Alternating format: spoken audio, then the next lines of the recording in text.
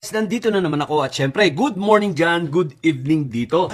Eto, maganda mga pag-uusapan natin, medyo seryoso, sapagkat mahaba ang pag-uusap namin ng ating puting kabayo.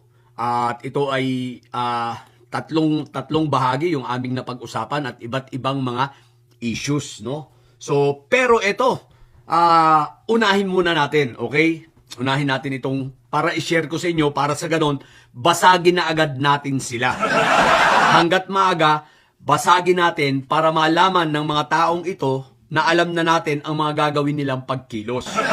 Sa ganon, kung may makarating ito sa mga dapat makarating, ito'y isang paalala rin sa kanila at baka sakaling magamit nila at mapaghandaan nila.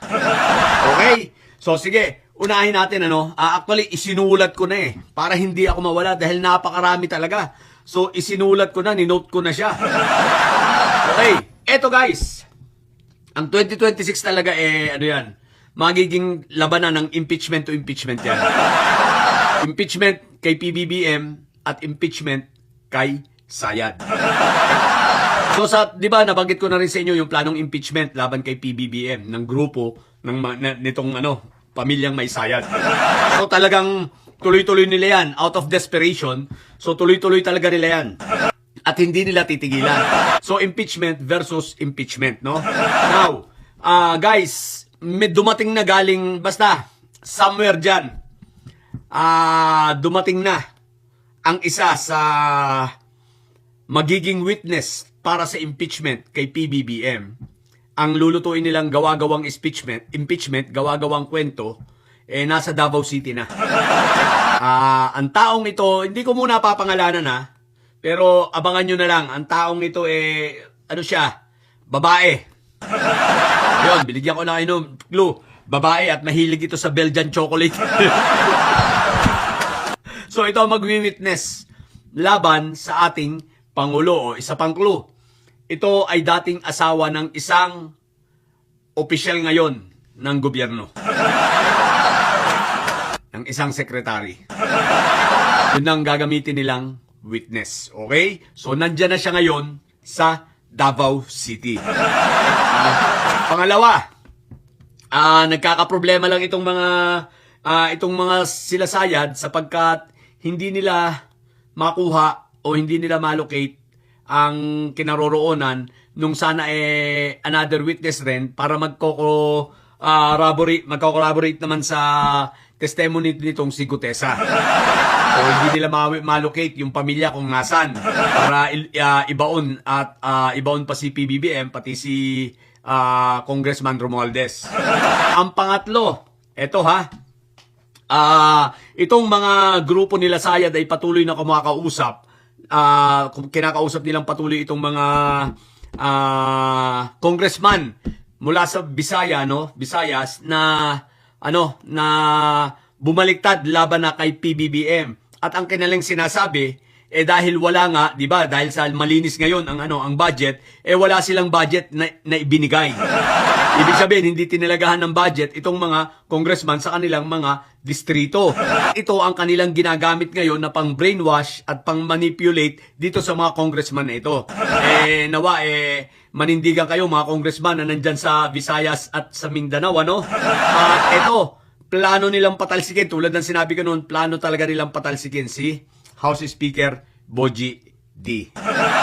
Medyo shortcut ko na lang para hindi tayo kulangin sa oras Kasi 10 minutes lang to, di ba? Sa TikTok. Okay, Chavit Singson, Pineda Family, Arnie Tevez, Atong Ang, tsaka yung ibang grupo ng mga contractors, na identified dito kay Quezon, kay Quick Melt. Ito, yung mga magpopondo. Sila, yung mga magpopondo para sa pagkilos nito, para sa impeachment ni PBBM at pagpopondo, maging pagpupondo rito sa mga congressman, pagbibigay ng bribe. Para at the same time, yung mga congressman iba-bribe din para hindi na sila pumirma pa sa kay Inday Sayad na impeachment. Okay? So, eto pa. Mismo ang pagpunta ni Inday Sayad sa BGMP ay upang i-bribe si Ramil Madriaga. So, itong si Ramil Madriaga, talagang para tumahimik, no? Iba-bribe sana. Ang problema, salamat dito kay Ramil, may paninindigan. Kaya nakakalungkot, si Ramil ngayon, talagang nasa panganib ang buhay. So, lagi po natin siyang ipagdasal. Okay, mamaya dadaanan natin yan. Ipagdasal natin dahil talagang i-content ko ng ibang content ito ha, kung ano yung plano nila kay Ramil Madriaga sa loob ng BGMP.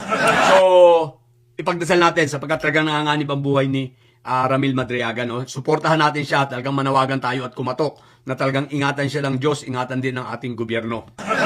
Na priority pa rin nila ang patayin si PBBM sa pamamagitan ng paglalason. I-assassinate nila through poisoning na. Dahil hindi nila kayang i-assassinate ang Pangulo ng yung assassination talaga na merong tao na pupuntahan siya, papatay, hindi. Ang gusto talaga nilang gawin kahit sa paglason man lang. Pero gagawin nila lahat ng paraan para ma-assassinate ang Pangulo. No? Ano pa? Si Ombudsman Remulla, tulad ng nasabi ko noon, tuloy pa rin ang plano nila. Tuloy na gusto nilang patalsikin sana. Kailangan matanggal nila si Ombudsman. At ang target nila ay ngayong first quarter ng 2026, dapat mawala na si Remulla. Mag-iingat ka rin, Ombudsman Remulla, ha? Mukhang pati assassination yata baka planuhin sa'yo. Basta lahat gagawin nila, mapatalsi ka lang. At ito pa, sinabi rin ng ating puting kabayo, talagang hindi nila kakayanin na mawala sa ngayon na si Bato, si Bongo, at si Inday Sayad, syempre.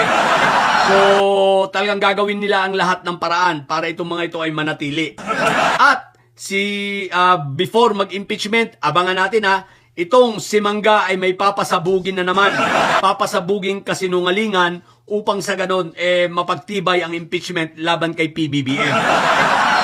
So meron na naman itong chismis na gagawin itong si Mangga. Okay. At wag din tayong magtataka bantayan natin ang COMELEC. Lalo si Garcia mukhang bantayan natin mukhang baka naiimpluwensyahan na ng INC. Lalo sa kay Marco Beta na magiging desisyon. So tingnan natin kung ano magiging desisyon ngayon ng COMELEC laban dito kay Marco Beta. Okay? Si Harry Roque, siya yung nag-fund ngayon, nagpondo ngayon para dito sa mga witness na gagamitin laban kay PBBM sa impeachment at para sa ganun kinukuha pala yung pondo galing sa Pogo. Ibig sabihin, meron pa talagang natitira at meron pa siyang connection si Binibini Baklanghari sa mga Pogo, sa mga Chinese at sa mga leader nito. So, yan. So, si Binibini Baklanghari ang siyang in charge sa pag-communicate at pagpupondo laban sa mga ito. Kaya sa gobyerno, bilis-bilisan ang asikasuhin na ito si Binibini Baklanghari at bilisan ang impeachment kay Sayad, ang mga tao sa flood control, no? Sapagkat mabigat ang 2026. Pero guys, ito ang kaabang-abang. Buo na po at establish po ang isang grupo na laban dito kay Sayad na ito ay grupo ng mga negosyante at malalaking tao sa Pilipinas. Sa 2026, tatayo ang mga yan. Tandaan nyo ang araw na ito na sinabi ko sa inyo ito. Tatayo ang mga yan laban sa kay Sayad at hindi sila papayag na mapalitan si PBBM. Mga negosyante po ito. Kausap ko po yung iba dyan. Okay? So yun lang po sa mga bobong didilis. Ina nyo, matili kayo mga bobot may Sayad sapagkat ang may Sayad ay laging high blood. Tatay nyo karton. Bye!